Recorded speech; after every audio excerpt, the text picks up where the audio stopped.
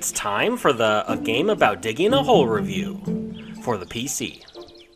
If you couldn't already tell by the video length, this is going to be my shortest review to date.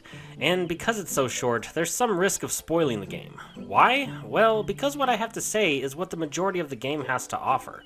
I won't spoil the ending, but I need to talk about something, so watch at your own risk and let's get digging.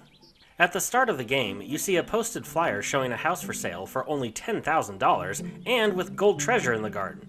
So naturally you purchase the house, but instead of finding treasure, you only see a giant X marks the spot in the middle of the backyard, so you obtain the Super Mega Digger 3000 Ultimate 2.0, which includes the detector set, of course.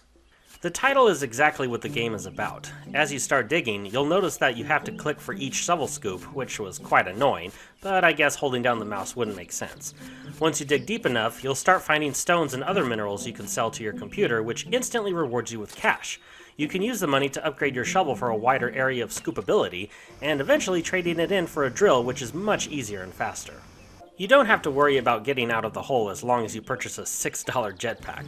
It can be a bit tricky to use, but it's not that hard to get the hang of. Your shovel and jetpack use up battery power, and if you let it run out, it'll explode and you'll be transported to the top with all your collected minerals gone and low remaining health and battery. Fortunately, increasing the battery size is another purchase you can make, and the final option is increasing your carrying capacity. You can also purchase single-use lights and mount them to walls to help you see better, and dynamite can help clear stubborn rocks and dangerous magma pockets.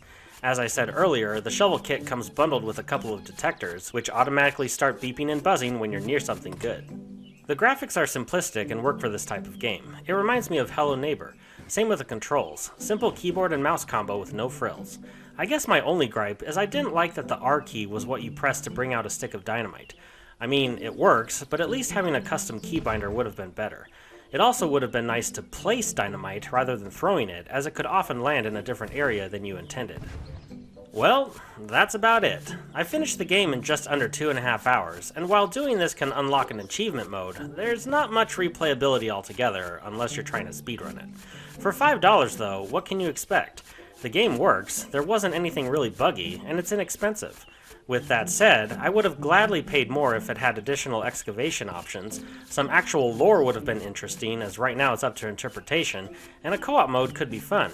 I feel like it has a lot of potential, but for what it is now, it's a fine one-and-done short game. This game gets a 3.25 out of 5 with the title of decent.